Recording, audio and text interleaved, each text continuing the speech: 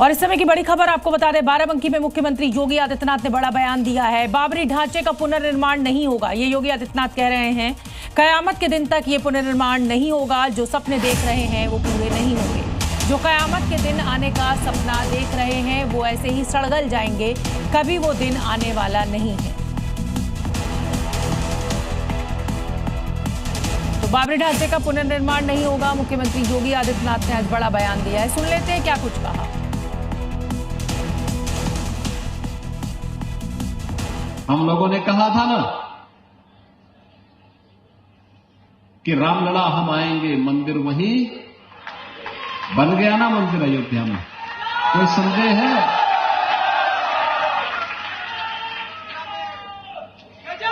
कोई संदेह है? और हम आज फिर इस बात को कह रहे हैं कि कयामत के दिन तक भी कभी कयामत का दिन तो कभी आना ही नहीं है, और इसलिए बाबरी ढांचे का पुनर्निर्माण कभी होना ही नहीं है। जो कयामत के दिन आने का सपना देख रहे हैं ऐसे ही सड़गल जाएंगे, कभी वो दिन आने वाला नहीं है। और इस समय हमारे साथ हुमायूं कबीर खुद जुड़ रहे हैं। हुमायूं कबीर जी, आपसे मेरा पहला सवाल यही है कि इस तरीके की जिद क्यों? अब मुख्यमंत्री योगी आदित्यनाथ भी कह रहे हैं कि आपका सपना कभी पूरा नहीं होगा, क्या जवाब? वो जोगी जी निर्णय लेने का कौन हो? जोगी जी हो यूपी का चीफ मिनिस्टर हो, वो यूपी का संभाल लेने लीजिए, बताइए। वो मुर्शिदाबाद संभालने का आदमी है। ममता बनर्जी यहाँ का चीफ मिनिस्टर है, और मुर्शिदाबाद में जो बाबरी मस्जिद बन चुका हो वो बनेगी, तो यूपी का मुख्यमंत्री वहाँ बैठ के ये मुद्दा भी उठाना चाहते हैं। वो खुद आने के लिए बोल रहे हैं, वो आने दीजिए, रुकने दीजिए। हिम्मत है तो रोक के देखिए। हिम्मत है तो रुक के देखिए। अच्छा हुमायूं कबीर, ये बताइए कि आप ममता बनर्जी का यहाँ पर नाम ले रहे हैं। खुद ममता बनर्जी ने आपको अपनी पार्टी से निकाल कर बाहर कर दिया है, रास्ता दिखा दिया है। आप सिवाय और सिवाय माहौल खराब करने के और क्या कर रहे हैं? और नाम सिर्फ बाबरी नाम पे ही जिद क्यों है आपकी? आप पार्टी में निकल दिया तो आपका क्या हो रहा है? आपका सवाल पूछने का क्या हक है? सर मेरी नौकरी है ये। हाँ? हुमायूं कबीर जी, ये मैं नौकरी करती हूँ, मैं पत्रकार हूँ। चौथा स्तंभ है हम लोकतंत्र के, और चौथे स्तंभ को अधिकार संविधान देता है सवाल पूछने का। हाँ, तो संविधान देते हैं, मेरे को बोलने का वो हक संविधान ही दिया। और आप उल्टा सीधा कोई सवाल उठाते हैं तो इसका जवाब सही मिलते हैं आपको। और आप कोई भी दावा कर कर सनसनी फैलाते हैं हुमायूं कबीर जी। चार मुसलमान अपने साथ खड़े कर लेते हैं और ये दावा करते हैं कि पूरे देश का मुसलमान आपके साथ खड़ा हुआ है। कैसा है नहीं, वो अगले दिन आने दीजिए ना। मैं मस्जिद बनाने का कोई मना किया? कोई सुप्रीम कोर्ट मना किया जो मस्जिद नहीं बन सकता? हाँ, वो संविधान में आपका जो हक है, मेरा भी से है कि हक है। मैं भी भारत का ही जन्म लिया, भारत का ही नागरिक है।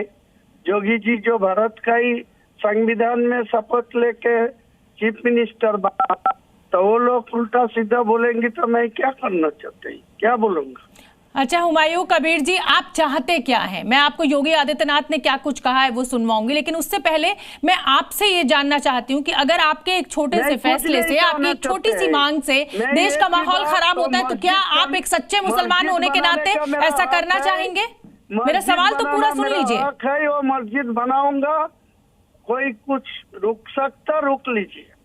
नहीं, मैं आपसे एक सवाल बड़ा सीधा सा हुमायूं कबीर जी ये जानना चाहती हूँ कि एक सच्चे मुसलमान होने का दावा आप करते हैं, सच्चे मुसलमान होंगे भी आप, लेकिन क्या एक सच्चा मुसलमान ये चाहता है कि उसकी एक जिद के चलते हुए माहौल खराब हो जाए? आप एक सिटिंग चुने हुए मुख्यमंत्री के लिए इस तरीके के शब्दों का इस्तेमाल करें? जबरदस्ती क्यों ये सब बात कर रहे?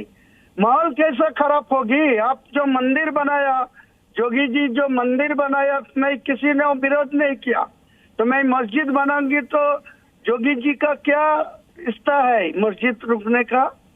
ठीक है, हुमायूं कबीर जी मेरे साथ मोहसिन रजा साहब जुड़े हुए हैं, बीजेपी के नेता हैं और वो भी एक मुसलमान नेता हैं, बड़े नेता हैं। आप जो मांग रख रहे हैं, मैं चाहती हूं कि वो इस पर जवाब दें। मोहसिन रजा साहब, ये सब बाबर की विचारधारा के लोग हैं, इन्हें मोहम्मद साहब की विचारधारा नहीं पसंद है, इसीलिए ये बाबर के नाम पर मस्जिद बनाना चाहते हैं। मोहम्मद साहब के नाम पर ये कभी नहीं बनाएंगे, क्योंकि मोहम्मद साहब ने, उनके घराने के लोगों ने गर्दनें कटवाई हैं माता को बचाने के लिए। ये गर्दनें काटने वाले लोगों के साथ में है, इसलिए इन्हें यही पसंद आता है। ये वो लोग हैं जो मस्जिदों में बम फाड़ देते हैं और बताते हैं बाद में कि सारे तो काफिर थे।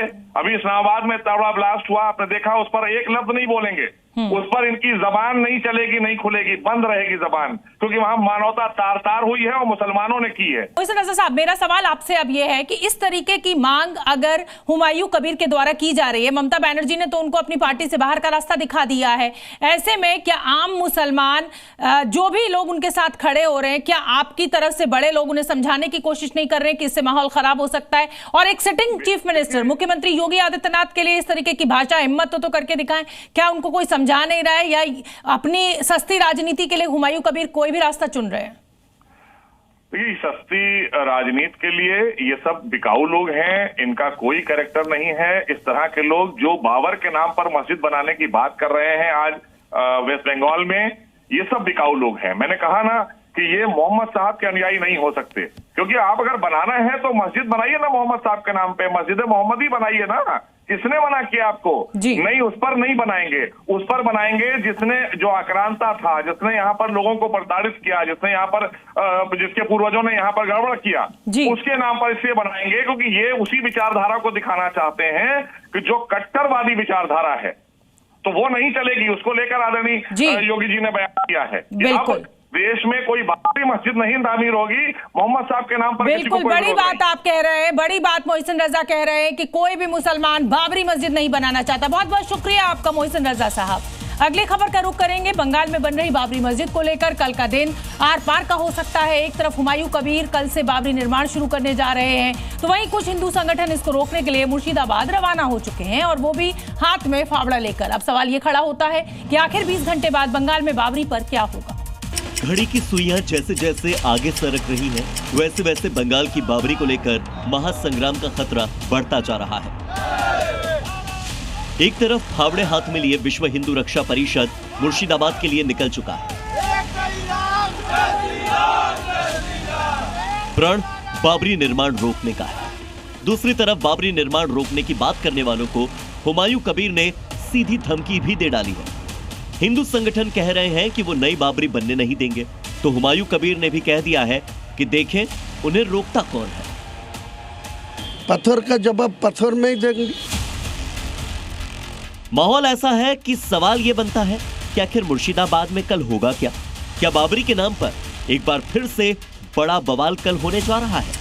इसके लिए सबसे बड़ा और नाजुक वक्त होगा सुबह के 10 बजे का, जब एक साथ कुरान पढ़कर हुमायूं कबीर बाबरी का निर्माण कार्य शुरू करवाने वाले हैं। लेकिन उसी वक्त विश्व हिंदू रक्षा परिषद के देश भर के कार्यकर्ता भी वहीं पर मौजूद होंगे। ये वही संगठन है जिसने लखनऊ में पोस्टर लगाए थे और लिखा था कि हुमायूं हम आएंगे, बाबरी फिर गिराएंगे।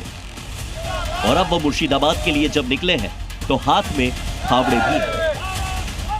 और वो जैसे ही मस्जिद का वो व्यवस्था बनाना चाहता है, खुदाई करना चाहता है, वो समझ लीजिए कि हम लोग इसी से उसकी कब्र खोदेंगे हुमायूं कबीर की। विश्व हिंदू रक्षा परिषद का साफ कहना है कि उन्हें मस्जिद से आपत्ति नहीं है, बल्कि बाबर के नाम से बनाई जा रही मस्जिद से दिक्कत है। निर्माण करना चाहेगा बाबरी, चूंकि आक्रमणकारी था, बनाना ही है तो आप अब्दुल कलाम का बनाइए, वीर अब्दुल हमीद का बनाइए, और आपको बनाना है तो अशफाक उल्लाह का बनाइए। विश्व हिंदू रक्षा परिषद का एक दल दिल्ली से रवाना हो चुका है। इसके अलावा गोरखपुर, अयोध्या, मथुरा और जौनपुर से भी बड़े जत्थे मुर्शिदाबाद के लिए निकल चुके हैं। ये वहाँ से बैठ के जो बोल रहे हैं कि जो है उसके नाम पे मस्जिद बनाएंगे बाबर के नाम पे, ये पॉसिबल नहीं है, हो नहीं पाएगा। एक तरफ हिंदू संगठन बाबरी तोड़ने की बात कह रहे हैं, इकट्ठा होकर मुर्शिदाबाद पहुंच रहे हैं, तो हुमायूं कबीर ने भी तैयारियां पूरी की है। नई बाबरी की तस्वीर जारी कर दी है और हिंदू संगठनों का मुकाबला करने के लिए मुर्शिदाबाद और पश्चिम बंगाल के मुसलमानों को एकजुट करने की बात कही है। ये मस्जिद को कोई रोक सकता नहीं, कोई रुकने आएगी तो उनको साथ मुकाबला करने के लिए सारा मुर्शिदाबाद का मुस्लिम तैयार हो। ब्यूरो रिपोर्ट, जी मीडिया।